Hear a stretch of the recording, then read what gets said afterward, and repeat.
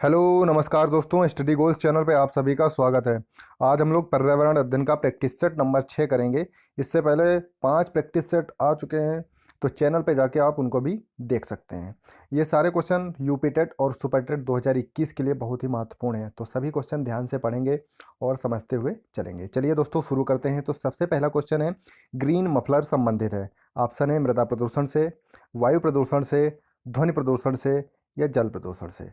तो इसका सही जवाब होगा दोस्तों ध्वनि प्रदूषण से। क्या होगा? ध्वनि प्रदूषण से। जो ग्रीन मफलर संबंधित है किससे? ध्वनि प्रदूषण से। पूछा जाए कि दोस्तों वायु प्रदूषण का सूचक है, तो वायु प्रदूषण का सूचक क्या होगा? वायु प्रदूषण का सूचक होता है लाइकेन। क्या होता है? लाइकेन। पूछा जाता है ये क्वेश्चन कि दोस्तों वायु प्रदूषण का सूचक क्या होता है, तो वह लाइकेन होता है। अगला क्वेश्चन है दोस्तों, जब किसी कमरे में कोयला जलाया जाता है तो कौन सी गैस घुटन और मृत्यु का कारण बनती है? ऑप्शन है methane, carbon monoxide, ethane, carbon dioxide. तो इसका सही जवाब होगा दोस्तों कार्बन मोनोऑक्साइड। जब किसी कमरे में कोयला जलाया जाता है तो किस गैस के कारण घुटन होती है, तो वह है कार्बन मोनोऑक्साइड, जिसके कारण क्या होती है? कभी कभी मृत्यु भी हो जाती है।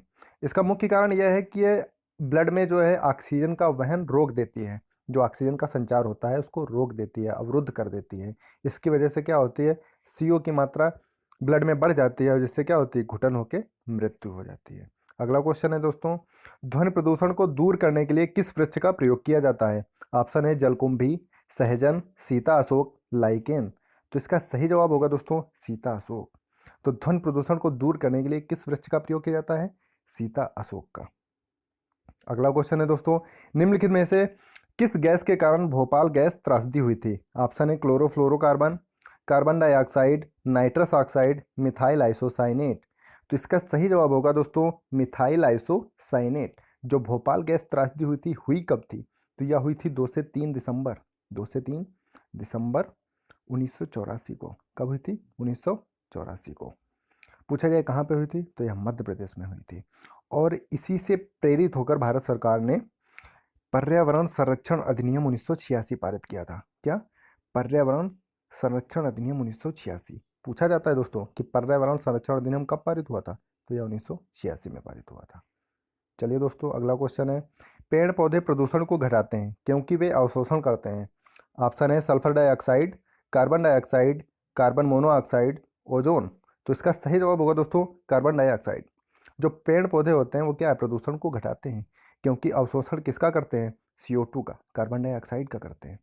और CO2 का अवशोषण करते हैं और छोड़ते किसको हैं? ऑक्सीजन को। तो ऑक्सीजन हम लोग ग्रहण करते हैं और CO2 छोड़ते हैं। जिसको अवशोषण कौन करता है? पेड़ पौधे करते हैं। और छोड़ते क्या है? ऑक्सीजन। अगला क्वेश्चन है दोस्तों, जैव विविधता का अर्थ है। ऑप्शन है विभिन्न प्रकार के पादप एवं वनस्पति, विभिन्न प्रकार के जंतु, एक निर्धारित क्षेत्र में विभिन्न प्रकार के पादप एवं जंतु, विभिन्न प्रकार के विदेशागत पादप एवं जंतु। तो इसका सही जवाब होगा दोस्तों एक निर्धारित क्षेत्र में विभिन्न प्रकार के पादप एवं जंतु। जहाँ पर भी कई प्रकार के वृक्ष, पेड़ पौधे और जंतु पाए जाएंगे, वहीं पे क्या होगी? जैव विविधता होगी, बायोडाइवर्सिटी होगी। अगला क्वेश्चन है दोस्तों, संयुक्त राष्ट्र संघ ने निम्न में से किसे 2011-20 के लिए दशक निर्दिष्ट किया है? ऑप्शन है प्राकृतिक आपदा दशक, जैव विविधता दशक, जलवायु परिवर्तन दशक, पर्यावरण दशक। तो इसका सही जवाब होगा दोस्तों जैव विविधता दिवस दशक। क्या होगा? जैव विविधता दशक। तो संयुक्त राष्ट्र संघ ने 2011-20 के दशक के लिए क्या निर्दिष्ट किया है? जैव विविधता दशक। पूछा जाए दोस्तों कि संयुक्त राष्ट्र संघ की स्थापना कब हुई थी, तो 24 अक्टूबर। कब? 24 अक्टूबर 1945 को संयुक्त राष्ट्र संघ की स्थापना हुई थी। अगला क्वेश्चन है दोस्तों, सर्वाधिक जैव विविधता कहाँ पाई जाती है? ऑप्शन है टुंड्रा में, शंकुधारी वनों में, उष्णकटिबंधीय वर्षा वनों में, शीतोष्ण वनों में।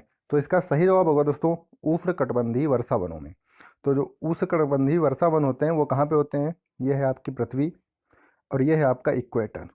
इधर है आपकी मकर रेखा और इधर है कर्क रेखा। तो ये जो क्षेत्र आपका पड़ता है ये वाला, तो ये होता है आपका उष्णकटिबंधीय क्षेत्र। तो यहाँ पे जो वर्षा होती है, वर्षा वन होते हैं यहाँ पे, तो वहाँ पे सबसे ज़्यादा जैव विविधता बायोडाइवर्सिटी पाई जाती है। अगला क्वेश्चन है दोस्तों, फूलों की घाटी अवस्थित है। ऑप्शन है केरल, जम्मू कश्मीर, उत्तराखंड, हिमाचल प्रदेश। तो फूलों की घाटी है आपकी उत्तराखंड में।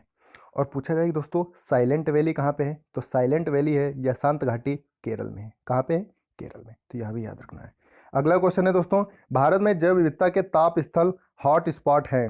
ऑप्शन है पश्चिमी हिमालय व पूर्वी घाट, पश्चिमी हिमालय व सुंदरवन, पूर्वी हिमालय व पश्चिमी घाट, पूर्वी हिमालय व शांत घाटी। तो इसका सही जवाब होगा दोस्तों पूर्वी हिमालय व पश्चिमी घाट। जो भारत में जैव विविधता या ताप स्थल या हॉट स्पॉट कहाँ पे है, पूर्वी हिमालय व पश्चिमी घाट में है। अगला क्वेश्चन है दोस्तों, कृत्रिम वर्षा के लिए मेघ बीजन के लिए प्रयुक्त रसायन है। ऑप्शन है silver nitrate, potassium bromide, silver iodide, potassium nitrate. तो इसका सही जवाब होगा दोस्तों सिल्वर आयोडाइड। तो सिल्वर आयोडाइड कृत्रिम वर्षा के लिए प्रयोग किया जाता है, जिसके छिड़काव से हम लोग क्या कर सकते हैं, बारिश करवा सकते हैं। तो इसे ही मेघ बीजन का, कृत्रिम वर्षा के लिए मेघ बीजन में क्या प्रयुक्त किया जाता है, सिल्वर आयोडाइड प्रयोग किया जाता है। अगला क्वेश्चन है दोस्तों, सबसे कम तापमान किस मंडल में पाया जाता है। ऑप्शन है क्षोभ मंडल में, समताप मंडल में, मध्य मंडल में या आयन मंडल में। तो इसका सही जवाब होगा दोस्तों मध्य मंडल में। तो सबसे कम तापमान कहाँ पे पाया जाएगा, मध्य मंडल में पाया जाएगा। क्षोभ मंडल में क्या होता है, तो क्षोभ मंडल वायुमंडल की सबसे पहली परत है। तो यहाँ पे बारिश होगी, आंधी चलेगी और जितनी भी मौसम संबंधी घटनाएं होती हैं वो सब क्षोभ मंडल में होती हैं। अगला क्वेश्चन है दोस्तों, वायुमंडल में 99% भाग पर किन दो गैसों का विस्तार है। ऑप्शन है ओजोन एवं ऑक्सीजन, ऑक्सीजन एवं नाइट्रोजन, कार्बन डाइऑक्साइड, आर्गन एवं ओजोन। तो इसका सही जवाब होगा दोस्तों ऑक्सीजन एवं नाइट्रोजन। तो वायुमंडल में 99% भाग पर क्या पाया जाता है, ऑक्सीजन और नाइट्रोजन। आपको पता ही है कि नाइट्रोजन कितना परसेंट होता है वायुमंडल में, तो ये 78% होता है। कितना, 78। और पूछा जाए कि ऑक्सीजन, तो ऑक्सीजन इसमें होता है 21। तो ये कुल मिला के आप देखेंगे तो ये 99% हो जाता है। तो कुल दो गैसें ऑक्सीजन और नाइट्रोजन कुल मिला के वायुमंडल में 99% का प्रतिनिधित्व करती हैं। अगला क्वेश्चन है दोस्तों, वायुमंडल की किस परत में बादलों का बनना, बिजली कड़कना, तूफानों व आंधियों का होना पाया जाता है। तो इसका सही जवाब होगा दोस्तों क्षोभ मंडल। इससे पहले भी मैंने बताया था कि क्षोभ मंडल में ही बादलों का बनना, बिजली कड़कना, तूफान, आंधियाँ, ये सब कहाँ पे घटनाएं होती हैं, तो क्षोभ मंडल में होती हैं। अगला क्वेश्चन है दोस्तों, सागरीय जल की लवणता में किस लवण की मात्रा सर्वाधिक होती है। ऑप्शन है sodium chloride, magnesium chloride, magnesium sulphate, calcium sulphate. तो इसका सही जवाब होगा दोस्तों सोडियम क्लोराइड।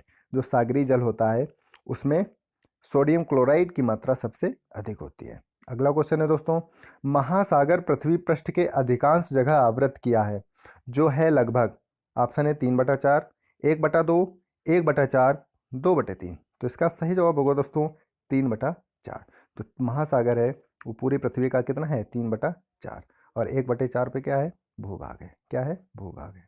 अगला क्वेश्चन है दोस्तों, विश्व में सर्वाधिक लवणता पाई जाती है। ऑप्शन है ग्रेट साल्ट लेक में, मृत सागर में, सांभर झील में, वान झील में।